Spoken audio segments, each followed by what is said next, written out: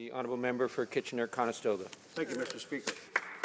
Mr. Speaker, I rise not only to express my support for Economic Action Plan 2014, but also to express thanks on behalf of the citizens of Kitchener-Conestoga to the Minister of Finance for his great work stewarding Canada through some of the toughest times the world has faced since the Great Depression.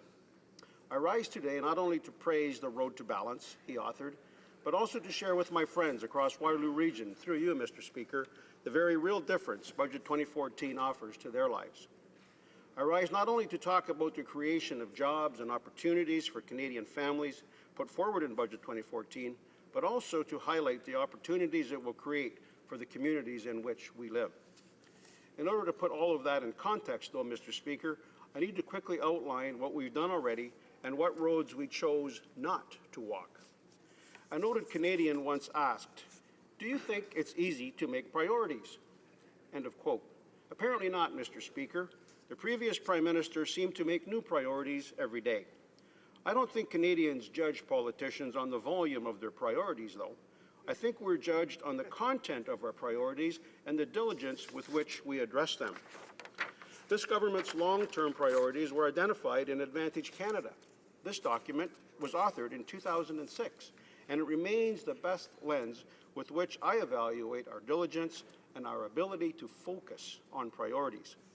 These priorities were a tax advantage, reducing taxes for all Canadians and establishing the lowest tax rate on new business investment in the G7.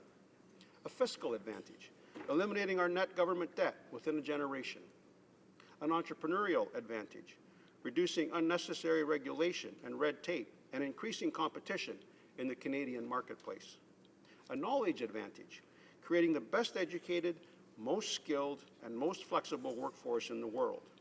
And an infrastructure advantage, building the modern infrastructure we need to compete abroad and enjoy livable communities at home.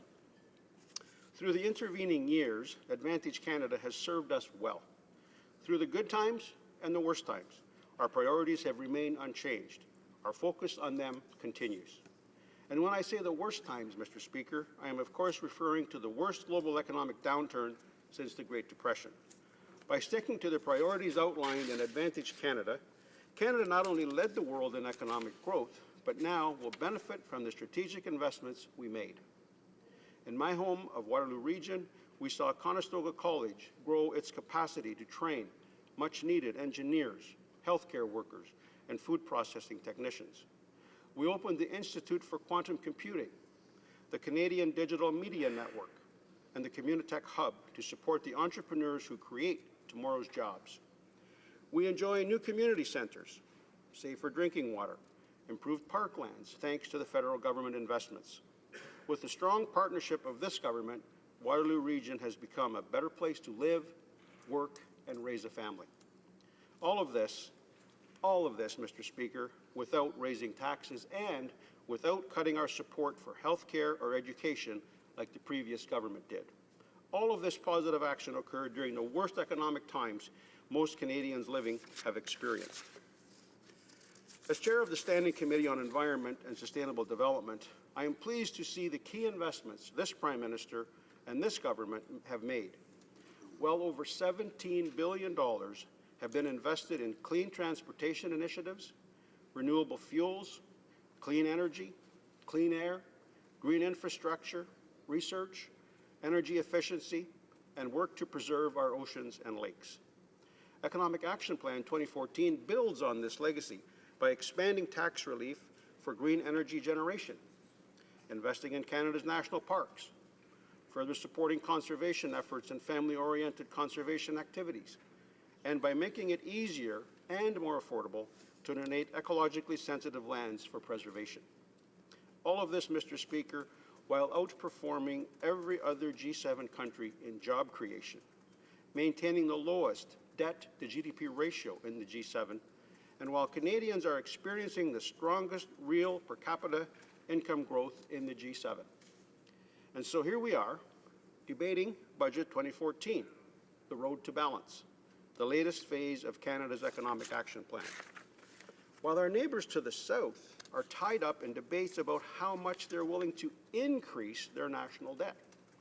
Here in Canada, we're coming to appreciate that thanks to the leadership of this finance minister and this prime minister, Canada will soon enter a great national debate about how to allocate a surplus. So on behalf of the fine people of Kitchener-Conestoga, I thank the finance minister for all of his work. I thank him for bringing us to this point where we are seeing the benefits of all these investments and where the end to deficit spending is in sight. When the budget is balanced, a lower portion of tax dollars will be needed to pay interest on our debt. This signals our stability to the world and helps attract investment to Canada. Most importantly, though, Mr. Speaker, ending deficit spending will lower the debt with which we'd burden our children and our grandchildren. And speaking of our children, I would like to draw to the attention of the House a report authored by Civics, the Student Budget Consultation. Civics consulted with students across Canada on their budget priorities. When asked what the most important step the government could take to help families, the answer was not to increase subsidies for post-secondary education, as we might have expected. No, Mr. Speaker. In fact, the most popular answer provided by students was to lower personal income taxes. When asked whether they agreed with the statement that the government should place a high priority on reducing the debt as much as possible, over 80% of Canadian students were on side. 80%, Mr. Speaker.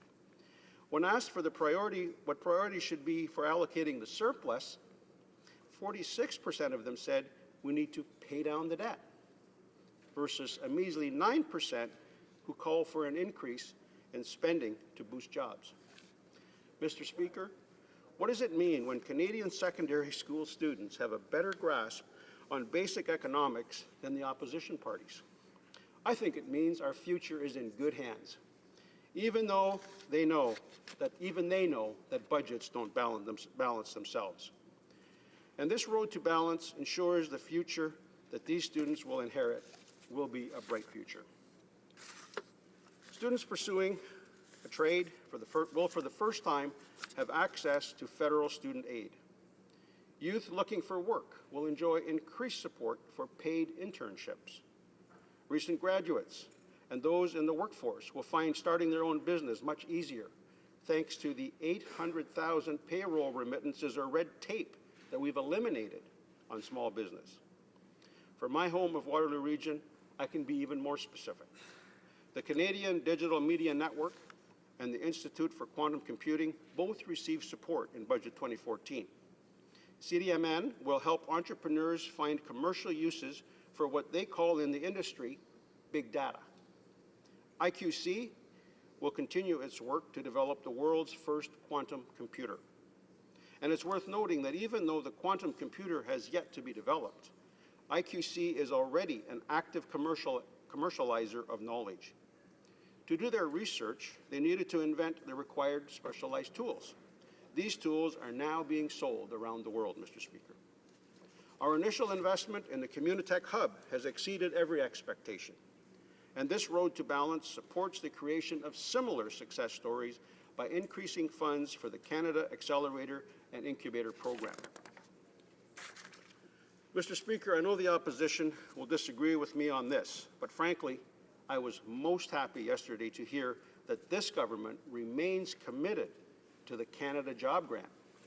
Virtually every employer I've spoken to over the last year sees our current system of training as broken.